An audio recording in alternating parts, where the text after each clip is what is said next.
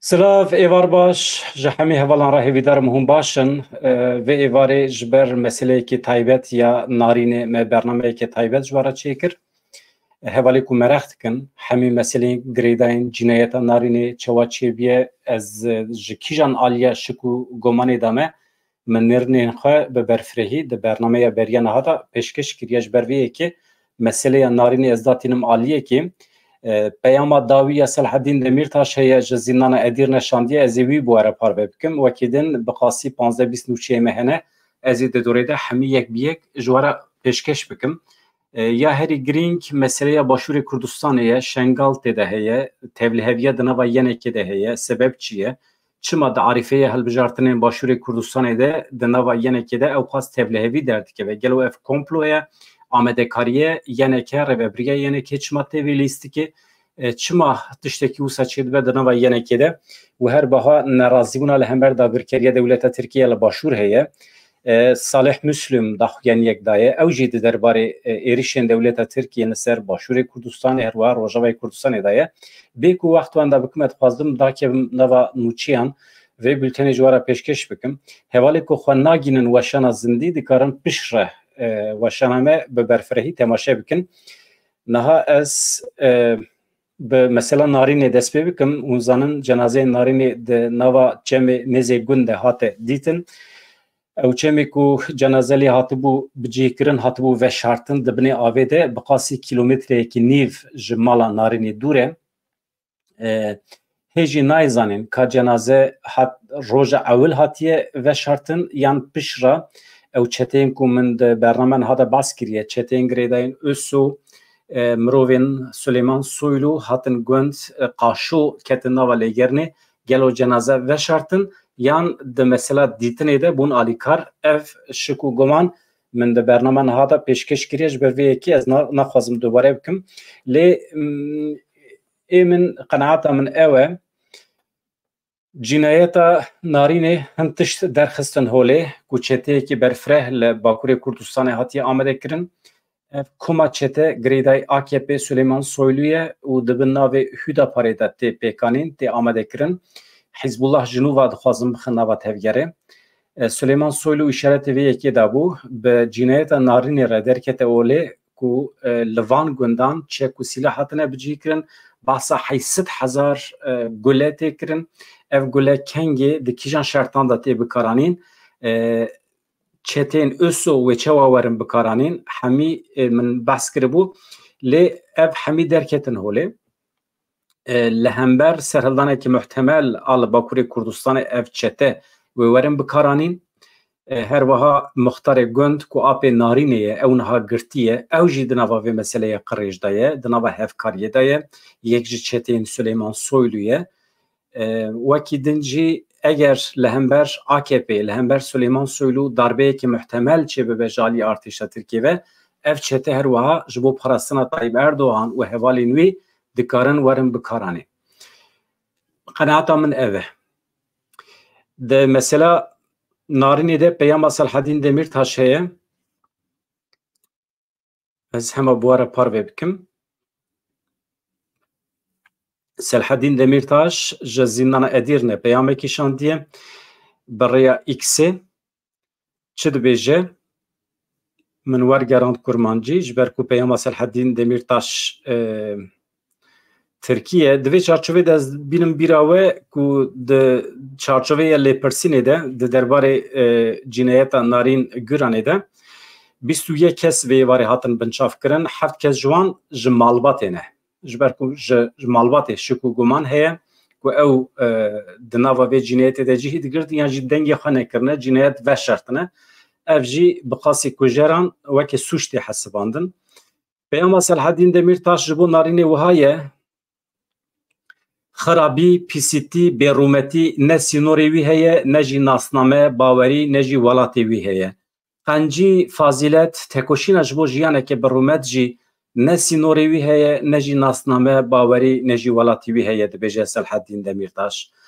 Ev awayê çûna te ev şiklê çûna te dünyaya me hinekî din jî tarî kir lê wê hewldana me wê xebata me ya ji bo bêdawî ji bo ronahî bidome em ê خباتا خو بدومینن ام هولدانا خو بدومینن ملکا من نارین دبیجه محمیان عفو بکه نارین دلال وکه ملکا من خطاب ویتکه صلاح الدین دمیرتاش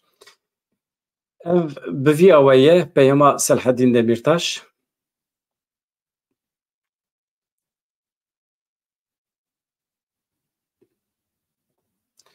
وکیدن Yılmaz Güney hate bibîranîn derhenerê Kurd siyasetmedarê Kurd bû hunermendê Kurd bû û gelek wesfên Yılmaz Güney hebû hêjî heye Yılmaz Güney hêjî di nava medyaya dijî bi fîlmê xwe bi hunera xwe dijî li sürgûnê jiyana xwe ji dest bû beriya 40 salan salvegera wefata wî li goristana Père Lachaise ya li paytexta Fransa Parîsê bi merasimekê hate bibîranîn li aynî goristanê hûzanin cenazê hunermend Ahmed Qaya jî heye cenazê her duya jî nayînin Tirkiye heta ku li Tirkiye demokrasî pêk neyê aştî aramî pêk neyê cenazê her duya jî wê neyê Tirkiye neyê Bakurê Kurdistan êdî ku derê guncaw tê dîtin bi şiklekî wisa ye Yılmaz Güney hûzanin di yekê Nîsana 1937 de li Edenê hatibû dünyayê bixwe ji Mûşê ye yani ji Sîverê gebejî diya wî ji Mûşê ye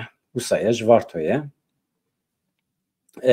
wefata wî jî nehê îlona 1984 ji ber nexweşiya penceşêrê ya kanserê jiyana xwe ji dest bû beriya wefata xwe ji xwe ji zindanê revî bû ji îmraliyê revî bû hatibû Fransa li wê derê bicih bûbû lê emrekî dirêj nekir di 47 salê xwe de hem zarokatiya xwe bicih kir hem cîwaniya xwe û hem jî bi sedan fîlm kişand hem bû yer hatin serê wî kuştina kesekî bawer dikim savciyekî Tirk bû bû bi sebebê kuştina wî û ket zindanê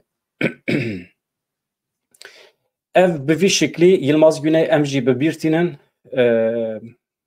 di nava 6 milyar însanî de yek ji kesê ku ez heyranî wî me Yılmaz Güney ye gelek kêfam jê re tê û hezkirinekî min ê pir zêde heye ji bo Yılmaz Güney Hevanno Servênaz Ehmedî li girtîgeha Evînê li Tehranê dest bi greva birçîbûnê kiriye yek ji girtiyên serhildana jin jiyan azadî Servênaz Ehmedî ku li girtîgeha Evînê tê girtin û nexweşeke kronîk e li dijî destûrnedana doktor dest bi greva birçîbûnê kiriye dev ji îlacê xwe jî berdaye li gorî nûçeya Radyo Feryadê girtiya siyasî Servênaz Ehmedî ji berpirsên girtîgehê re gotiye eger rewşa wî ya tenduristî ber bi xirabiyê ve biçe ew ji xwe biçe tiştek were serê wê mafê tu kesekî tune ye dermanê wê bidinê yani xwe heqeten li hîştiye ber mirinê girtiya siyasî Servênaz Ehmedî ku 16 mehin ji ber beşdariya li serhildana jin jiyan azadî hatiye girtin tevê raporên doktoran yên ku dibêjin rewşa wê ne guncaw ji bo mayîna de girtîgehê de dîsa jî rê li ber destûra bijîşkin tê girtin û rê li ber azadiya wê a bi şert jî tê girtin Komîteya Ekolojî ya Şengalê operasyona paxijiyê de ye dest pêkirin dîmenekî gelekî xweş heye eger ez bikaribim dîmen bînim ji wara pir baş dibe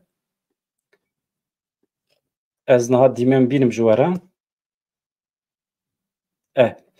min dîmen peyda kir ev operasyona paxijiyê gelekî bala mirovan dikişîne yani ê min bala min dikişîne yani çi ye şarederiya Şengalê mirovên Şengalê ê ku ji Şengalê hez dikin çûne operasyonekî paxijiyê de ne dest pê kirin ev jî bi vî şiklî ye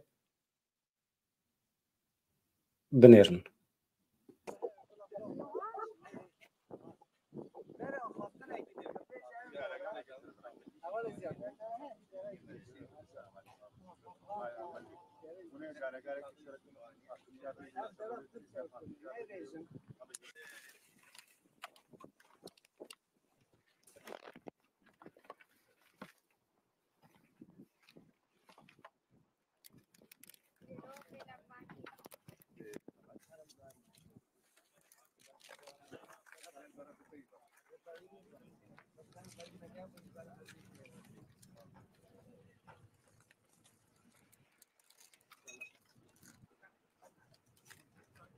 باقي همو جهة مهمة وبالأخص جهة أم كده جيانتكن مهمترة لأن أم البندا يك الناس كن حتى باقي ما بك أم باقي خد دستي خوكن وإن شاء الله أم تخسرنا كن أم وكي قلتين البندا دولة عراقيين ون الدولة غير جي أم بمين حتى مثلا جهة ما باقيش وكا أم جهة فوق أم خد باقيش كن وم جهة خد باقيش كن أم خد باريس خد أم داخاز ومطلب مي أساسي أم بجنا خلق خو باقي أم رجاي جوتكن هون وسخ ليش أخوه هون نافي حام هتجي جو همك قوتا ما بلديا ما أم زرفت زبالي جيرين برد كانوا يددين بس بلا بيسايتين نافي نف شارع أو إدما ده بمني باقي وخشب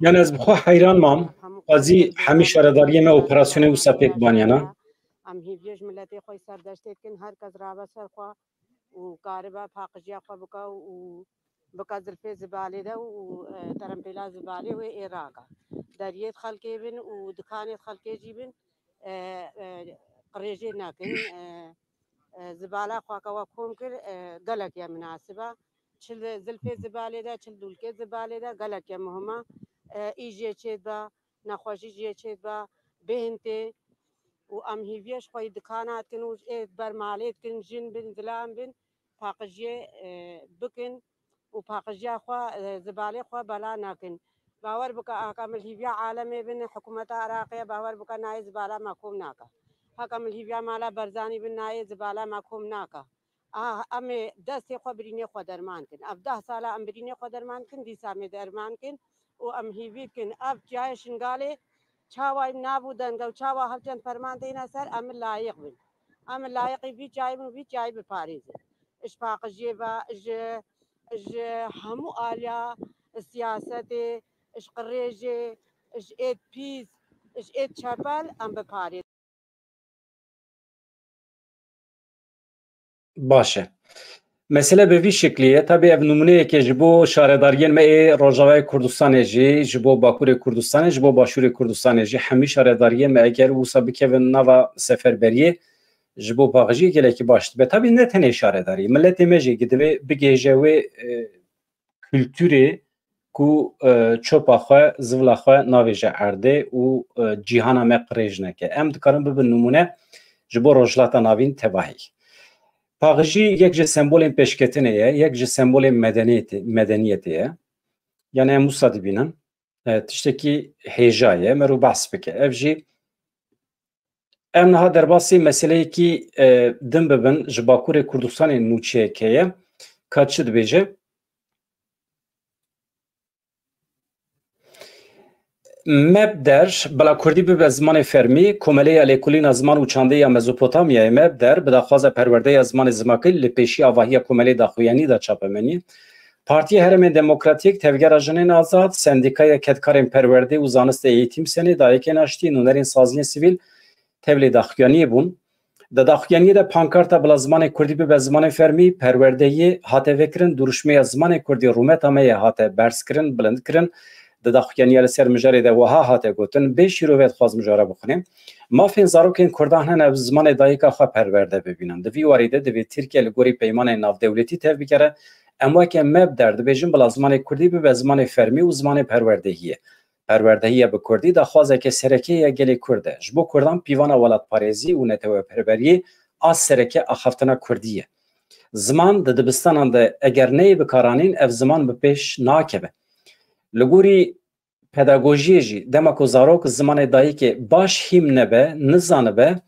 بخوا باوریوی کم دبه ویرکیوی وندا دبه دجیانا جواکی ده ترسه ده کسیتیوی ده خویوی ده کارکتریوی ده لوازی قلسی چه دبه لگوری پیمانا یکیتیا نتوان ما فی هر زاروک که هیه به زمان دایی که خواه پرورده ببینه و زمان خواه بکار بینه دویواری ده کرد جهات نشیار کردن و اف بانگلوان هاته کردن پرسکریکا گلی کرد یا هری خمگین خو پشافتن یعنی خو بخو اسیمله کردنه خو چند زمان خو دور نخن زمان چندامه بنگه ها هشیمه بنگه ها بیرو باوریا میه اموی د ناساندنا دنیای ده ناساندنا چند دیروکا خو ده بکارتینن سینور زمان ما سینور جهان میه ام زمان خو بکن زمان اخافتنا روزانه پیشکتنا زمان د بکارانی نوی ده گریدایه با استا خواندنه با استا نویساندن و اخافتنا وی و گریدایه یعنی پیشکتنا زمان ما بانگاوازیه که ما یا سرکجیش دولتی راهیه ام دبیجن چند زمان کردی جالی دولتی و د چارچوبه که تنگ دا نهیلن جه در بخن پیشی لزمان کردی و بکن پیشی چند زمان کردی ایدی وکن بلا برفره ببه بلا کردی ببه زمان فرمی بلا ببه زمان پروردهی و هندکاریه هر تشت لسر اساسین و کیوی آنجا دکاره چاره سر ببه دبیجه مدر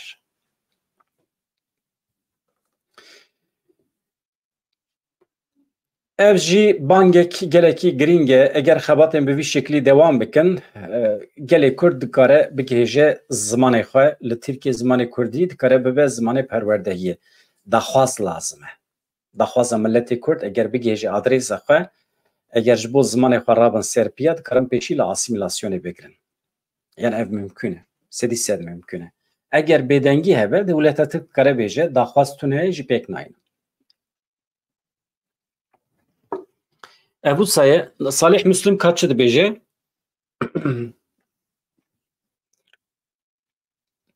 Hevanno, bê şîrovez bidomînim daxuyaniya Salih Müslim.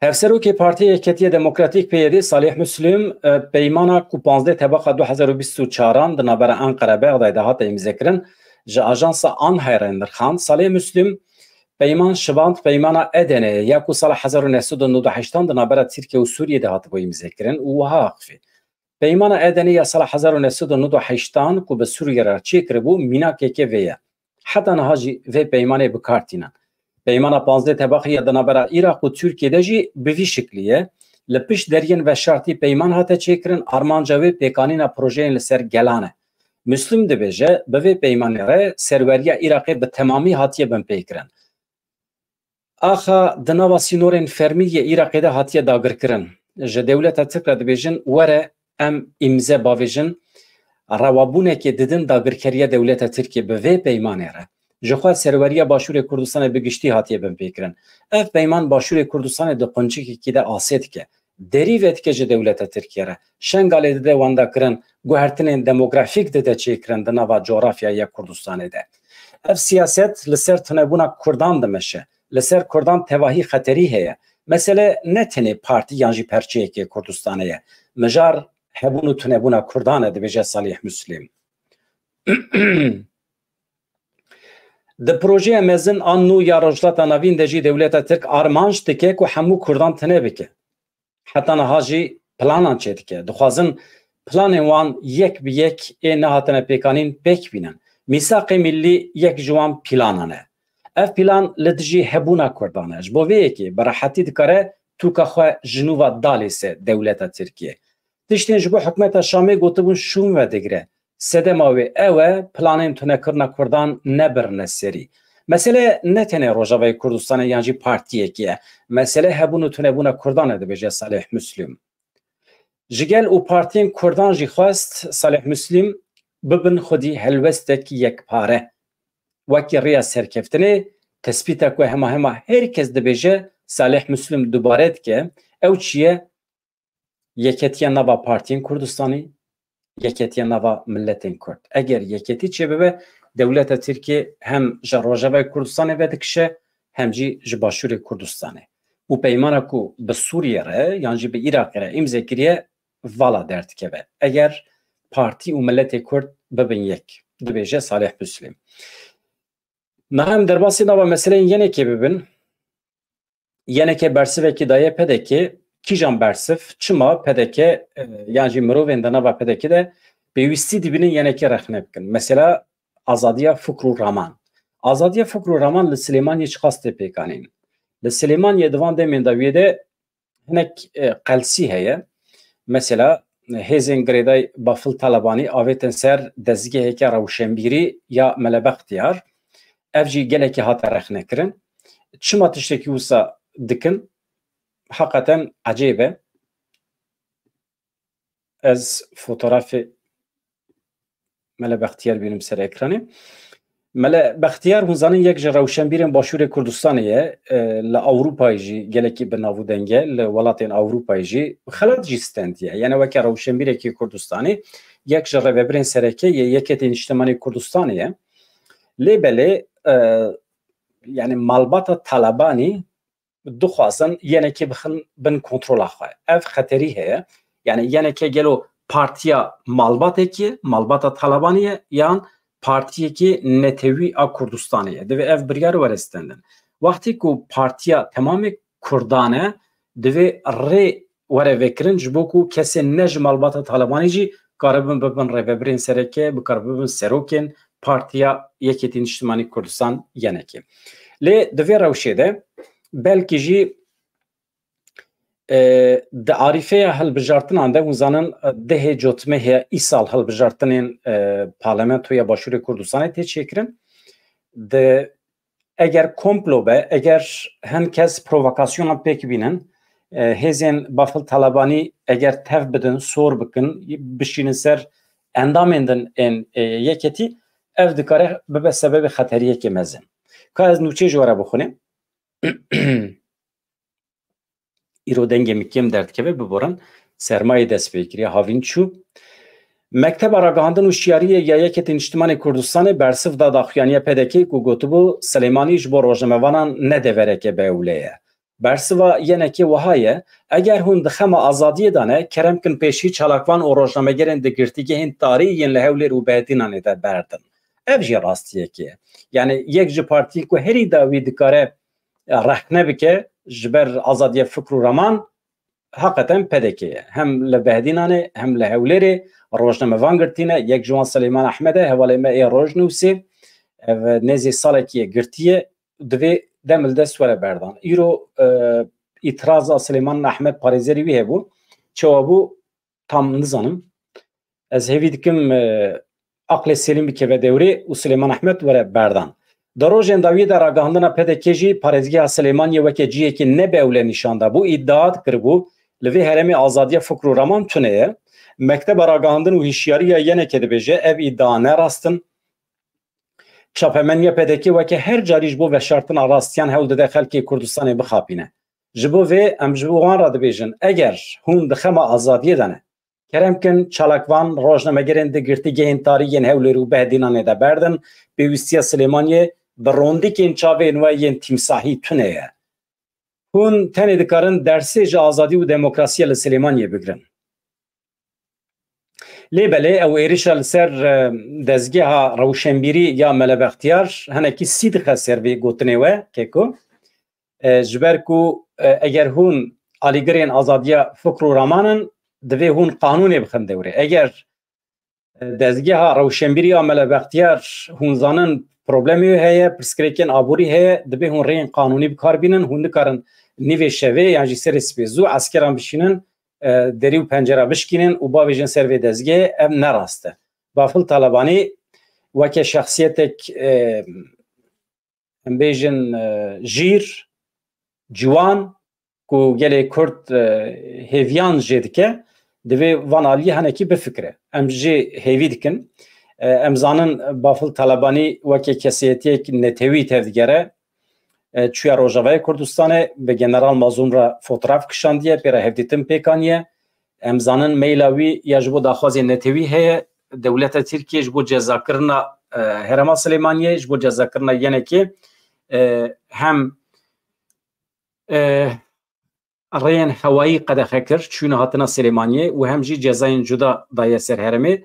Terorîzma ku dewleta Tirkiye li Herêma Silêmaniyê dike jî ji bo yenekê bixe zorê. Ev e tabii xebatên Bafıl Talabanî gelekin yek ji kesê ku ev çûyîna petrola erzan ya ji bo Tirkiye da seknandin Bafıl Talabanî ye. Ev tiştekî gelekî baş e. Hûn zanin PDK bi dewleta Tirkiye re peyman mor kiribû bi qasê 5 salan petrolekî pir erzan difrot Türkiye hema beleş lê bafil Talibanî ket dewrê birên qanûnî bi Iraqê re li hev kir ku ev petrola ku diçû Türkiye da sêknandin. Ji ber vê yekê ku dewleta Tirkiye mesela yenekê ceza dike. Mesele ne tenê PKK'ye jî ji were bêjim. Yani dewleta Tirkiye çi dike bahane yenekê tekîlê wî bi PKK re heye. Mesele ne ew e? Mesele pêşî li berjewendiyên dewleta Tirkiye girt bafil. Yek ev hevanno. Yine mesela yek ji kesekî din daxuyaniyekê din yani yenekê jî derheqê êrişên dewleta Tirkiye li ser Başûrê Kurdistanê de ye. Endamê reveberiya yenekî Arez Abdullah diyar kir ya ku Tirkiye li herêma Kurdistanê dike li dijî yasaya navneteviye li dijî binpêkirina serweriya Iraqê ye. Arez got bêdengiya li hember êrişên dewleta Tirkiye suç e. Yani kî bêdeng bibe dibe hevkarê suç. Arez Abdullah bi bîr xist ya ku Tirkiye li herêma Kurdistanê dike li dijî yasaya navdewletiye li dijî yasayên navneteviye li dijî binpêkirina serweriya axa Iraq û herêmê ye.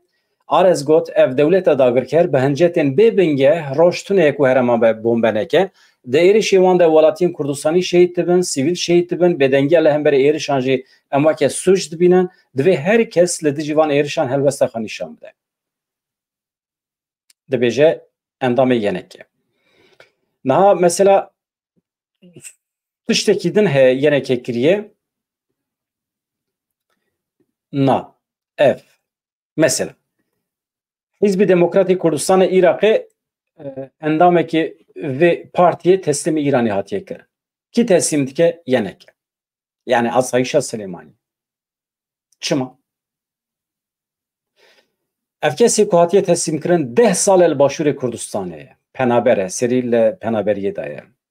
Mafiyê rûniştinê jî heye. Birên qanûnî serî lêdana penaberiyê jî li cem netewê yekbî kiriye. Ama teslîmê Îranê hatiye kirin. Ka em binêrin hinceta yenekê çi ye? Çima siyasetmedarekî Kurd teslîmê Îranê dike yenekê li Silêmaniyê? Ka em binêrin mesele çi ye? Hizb-i Demokratîk Kurdistana Îranê hedekê ragihand ku Asayişa Silêmaniyê endamê wan ê bi navê Behzat Xosrewî radestî îtlaata Îranê kiriye. Yani hêzên Îranê û nûsa fehm bikin.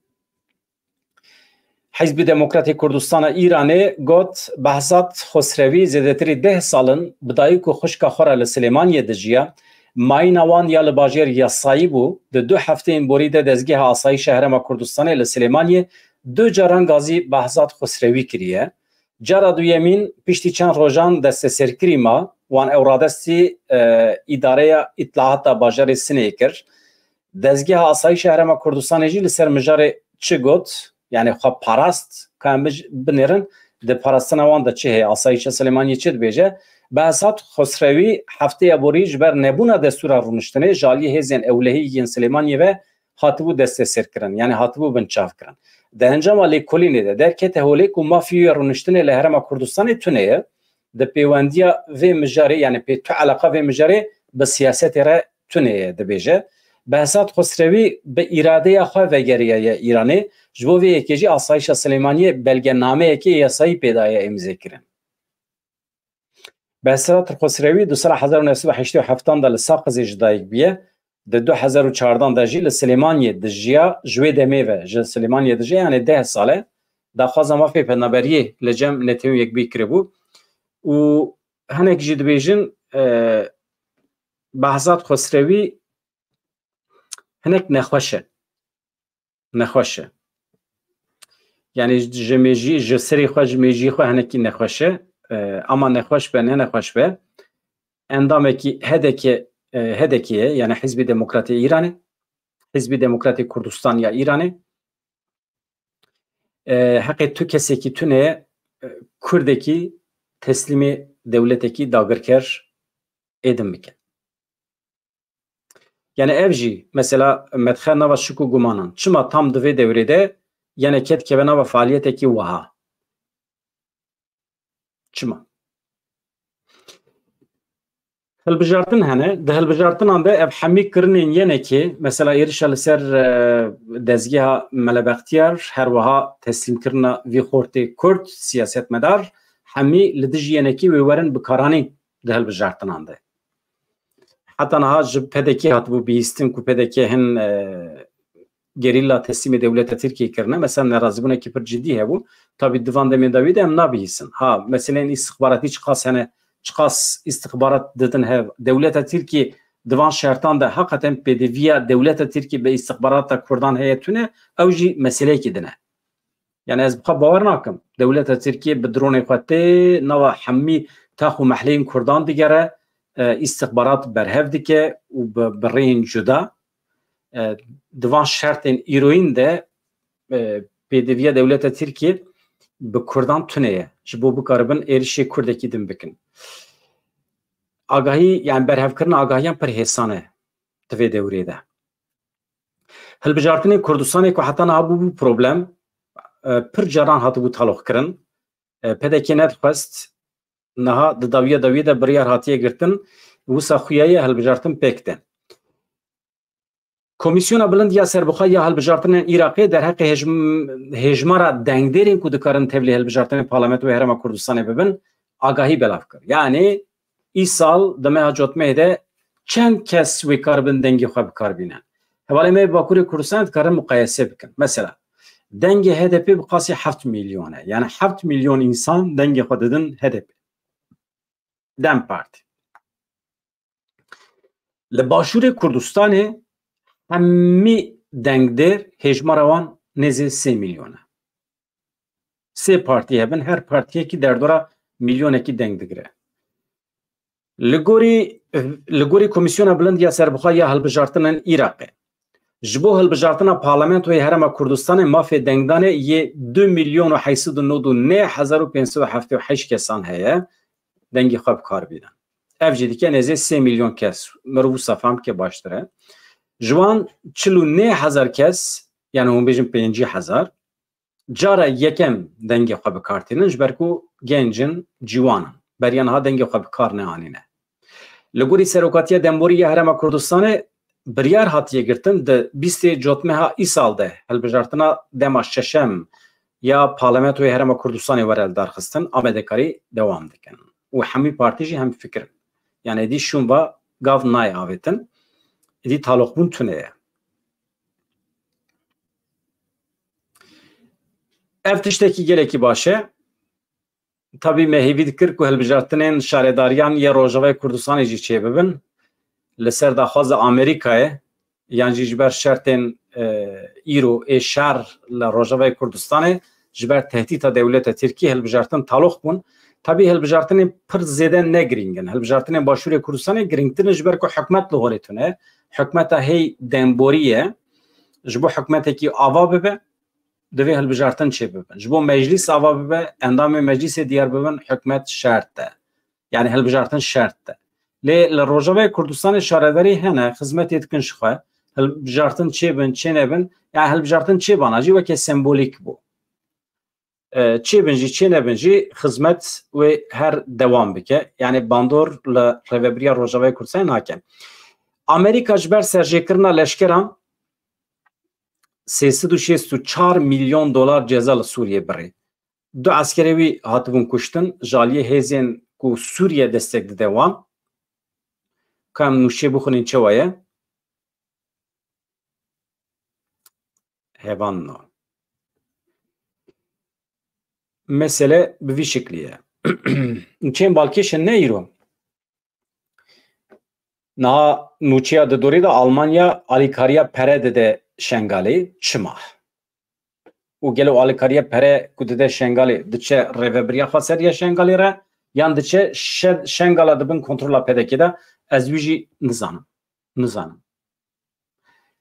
Yani hevaleme rojname ger eğer bir karbon lekolimkin baştı ve çünkü Almanya pere dişine Şengali ha revebriya xaser a Şengali çıkazcı fayda dibine nizanım. Ez nuşe jwara bixunim paşil bende bin نوچیا میا نها یا د دوری دا مهون جیش بیر نکری از پیام یوجی بخونیم ها اما چقدر زود شه دقیقه 34 دقیقه در باس بجی مهین دست بینه کریه مالا وی آبا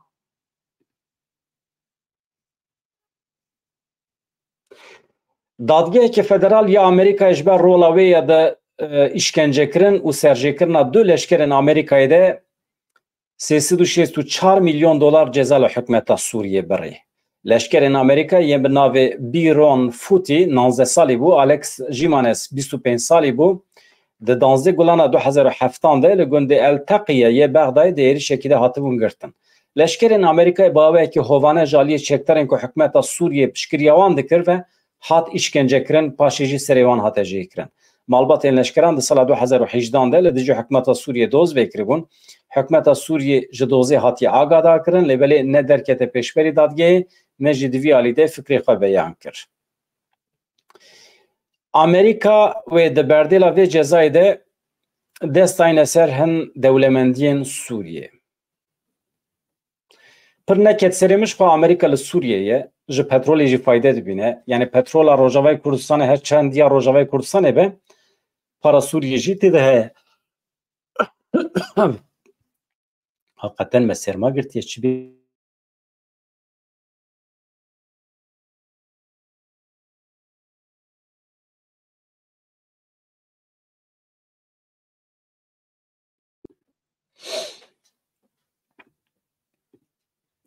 İjar hevanno. Yani di berdêla du eskerê xwe ê kuştî ve ji Sûriyê ceza ji Sûriyê pere dixwaze. Ama Amerîka di hilweşandina Sûriyê de ji xwe xwedî rol e, ji we re bêjim. Beriya ku piştgirî bide Qesedê çetên dibin kontrola dewleta Tirkiyeyê perwerde kir, bi tonan pere xist xizmeta wan, di perçekirina Sûriyê de plan proje çêkir Amerîka. Yani dibe merov rast biaxife. Yani merov rast biaxife baştir e. Yani ew pêvajo tê bîra me. Îja niha wextê ku tu bikevî dîlanê dibe tu xwe bihecînî. Îja wextê tu eskerê xwe bişînî ji bo hilweşandina dewletekî, rêveberiyekî, tabî hilweşandina rêveberiya Şamê li gorî faydeya Kurdan e. Ew tiştekî din e. Ama eskerê te jî wextê hatibin kuştin tu ceza çawa li wan diberî ew meselekî din e. Yani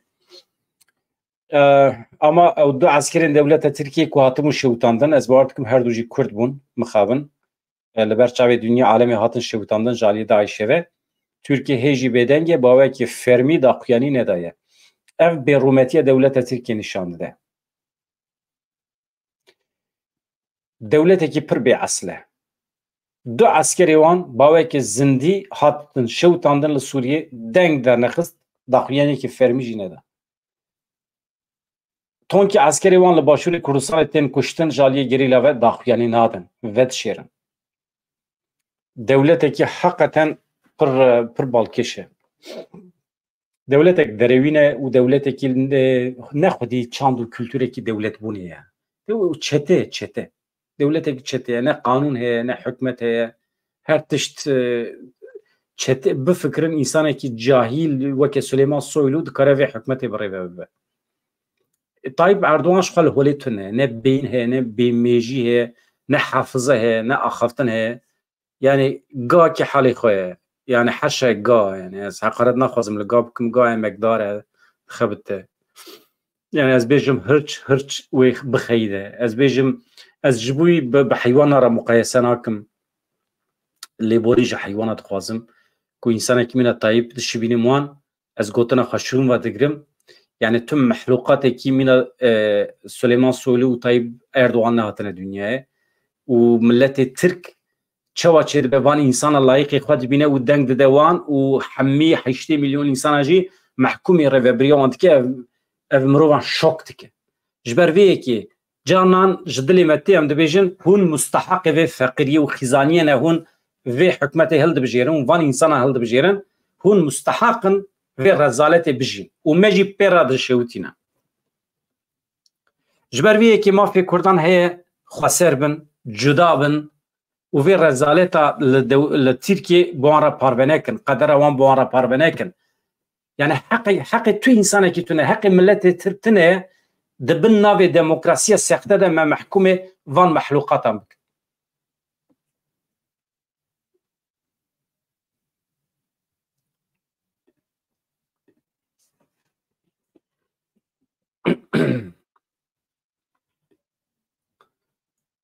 yani hındık bina nexweşî ji min tê sankî awsa singê min tijî bûne bila nexweşî mezin tune bin nexeme ez bar dikim havîne hewa diguhere hevan no niha nûçeya me a di derbarê Almanya û alîkariya Şengalê de min ji Rûdawê girtiye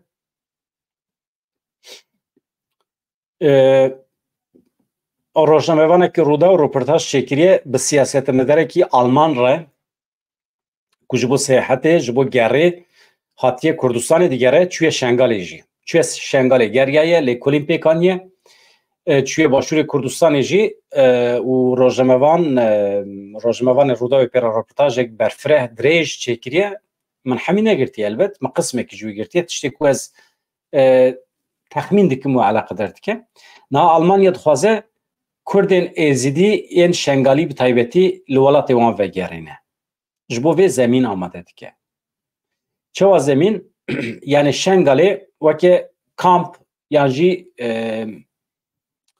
em nebêjin weke kamp ji ber ku eger weke kamp be hemwalatiyên cuda ên dewletên derdorê jî tîne wê derê bicî dike tiştekî wisa tune ji wan re bingeh amade dike xanî amade dike yani bütçeya ku ji koçberên Şengalî yên li Almanya re veqetandiye wê bütçe berhev dike tîne Şengalê ji wan re di lêkirina xanî de dibe alîkar belkî ji wan re zevî mevî bigire û jiyanekî amade bike li Şengalê û ji bo ku ev Şengaliyê me yê li Almanyê bikaribin vegerin Şengalê proje serê xwe nagire em nizan ama projeyekî bi vî şeklî heye ka ez nûçe ji were bixwînim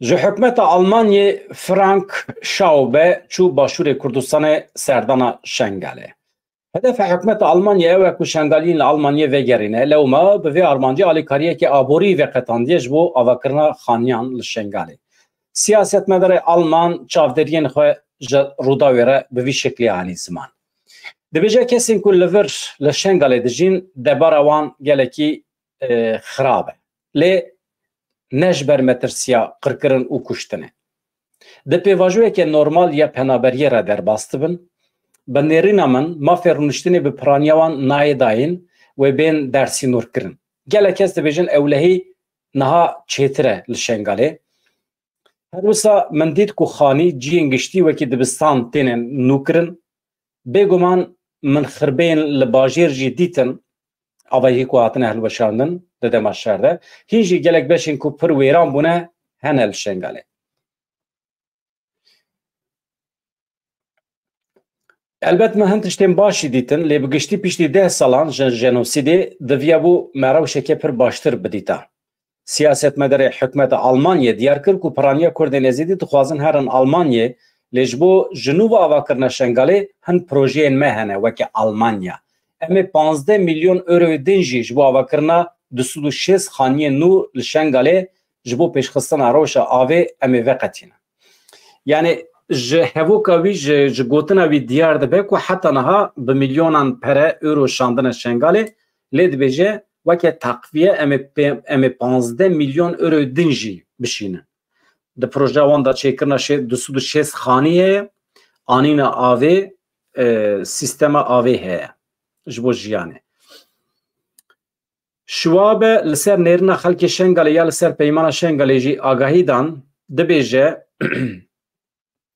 ez dizanim ku gelek rexneyên xelkê li ser peymanê hene hin kes hene ku dibêjin em ne beşek ji wê peymanê bûn min gelek nakokî dîtin peymana Şengalê tî bîra we dehê cotmeyê de hatibû îmzêkirin di navbera başûrê Kurdistanê yani PDK, Iraq û dewleta Tirkiyeyê dewleta Tirkiye bawekê fermî têde tune ye lê belê em zanin ji ber zexta dewleta Tirkiye ya li ser PDK û Iraqê peyman hate morkirin ku biçin Şengalê bi dest bixin hêzên ku ew difikirin dibin hukmê PKK de ye ji Şengalê derbixin mesela hêzên parastina Şengalê YBŞ, YJŞ ew komîteyên eskerî ku ava kirine hemî ji Şengalê derkevin û Şengalê teslîmî Iraqê bikir. Sibê du sibê wextê ku hêzekî weke Daişî hat جبو عراقي ديسا عسكري عراقي كنجي خدارهم وبرافن وشنغالي ديسا دمين الورتي ديسا دبن قربان ديسا جنو قيزي وانتي رافاندن روشكي وسا مرو چاوت كاره garanti بكي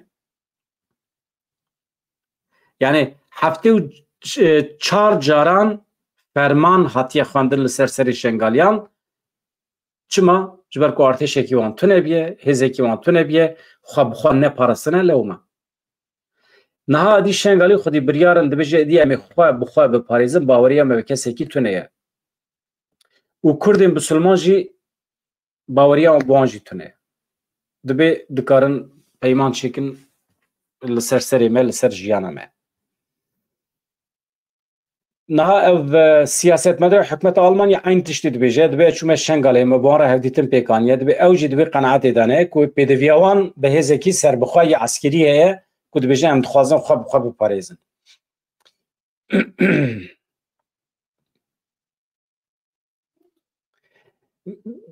Binêrin çi dibêje?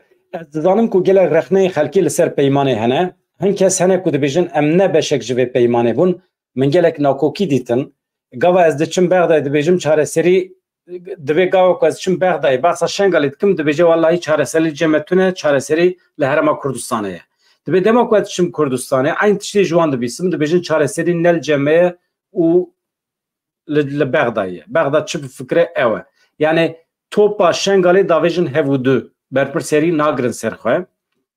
Hem de mesela xizmetguzariyê de hem de mesela bütçede de her awayî de hem de mesela parastinê de berpirserî nagirin ser xwe. Lewma jî ev cure lîstik tu fayda wî ji kesekî re tune ye ji şengalê re tune ye. Êzîdî dixwazin hêzekê wan taybet ya ewlehiyê hebe ku ji êzidiyan pêk were. Çimkî ew dibêjin baş e. Em îro wan hemû leşker û polîsan li bajêr dibînin. Tamam ê Iraqî jî ê PDK jî hebin. Rewşa ewlehiyê eger baş be jî li eger ji derve dîsa êriş pêk werin baweriya me tune ye ku em rojekî bêne parastin. Ev hêzên ku îro li şengalê digerin baweriya me tune ye ku roja êrişê werin me biparêzin heyeta xwe bixin tehlikî ji bo me. Bawerî bo wan tune ye. Em dixwazin hêza me ya taybet ji gelê me hebe û pir pêwîst e ku ev yek bêkirin. Baş e?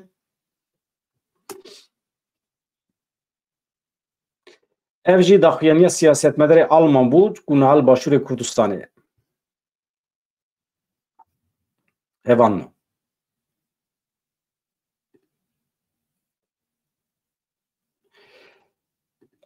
Nûçê ku min ji wera pêşkêş kirin yani nûçê ku min ji bo we amade kirin vê gavê ew qase ez dixwazim hinek li peyama we binêrim û paşê xatir ji we bixwazim ji kerema xwe re biçin vîdyoya min ya berê 3-4 saeta min par vekiribû lê temaşe bikin belkî hinekî berfireh he belkî jî min gotinê xwe wisa komîser hev nekiriye ji ber ku weşana zindî bû lê fikrê min ên di derbarê cinayeta Narînê de hûn dikarin jê derxin. Yani ez hikûmeta Tirkiye sûcdar dikim û sebebî wî ji we re dibêjim.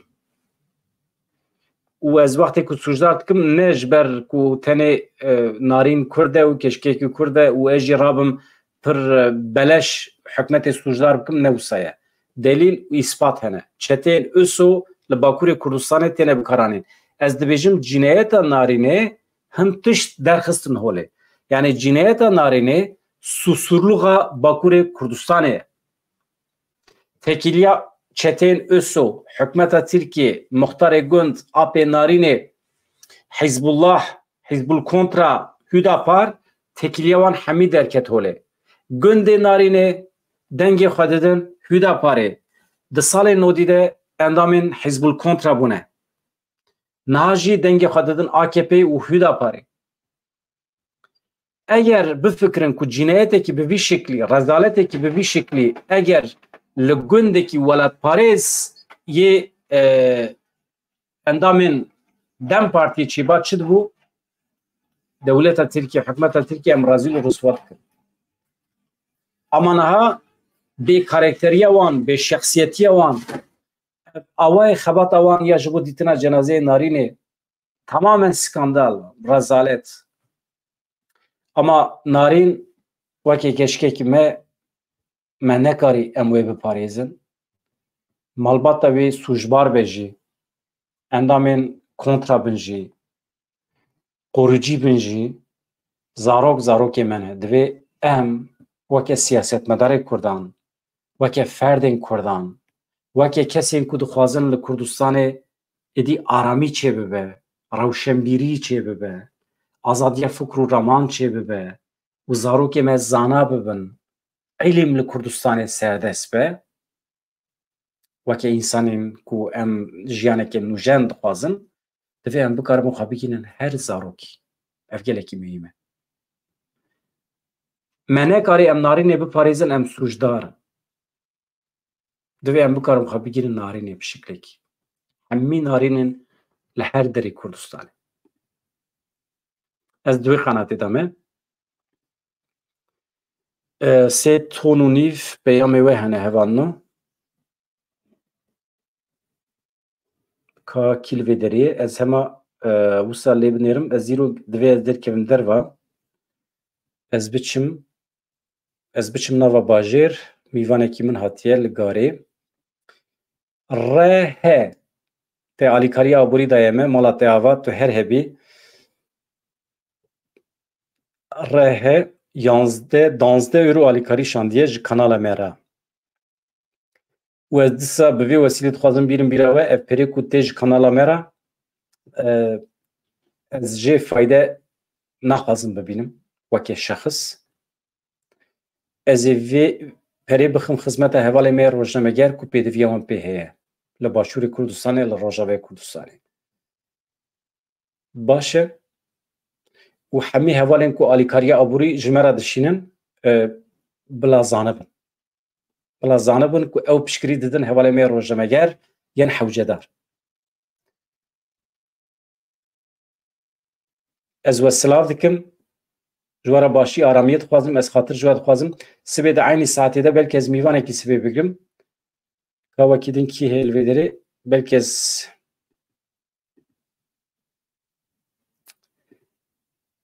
baş e ez binêrim kîja mîvanê dikarim bigirim gelek mijarê me hene bi ser nîqaşkin hûn her hebin mala we ava ji kerema xwe re eleqa nîşanê vê kanala me bidin wextî hûn dikevin lê temaşe dikin heta da wî temaşe bikin ez zanim dirêj e lê belê me bi tenê nehêlin û belav bikin di medya sosyal de çi qas ji destê we tê belav bikin li ser biaxivin yani ez wextê rojnamevanê xelkê dibînim ê Tirkan dibînim 5-6 hezar kes zindî li hev temaşe dikin û hêjmara wan digêje 100 hezaran ez heyfa xwe bi milletê me tînim bi hevalê me tînim yani çima eleqeyekî wisa ji bo rojnamegerên Kurd ez behsa xwe nakim tenê hevalê me rojnamegeriyê din jî divê em eleqa nîşanê hev bidin pêdiviya me heye silav xatirê we dem baş baweriya min bi we heye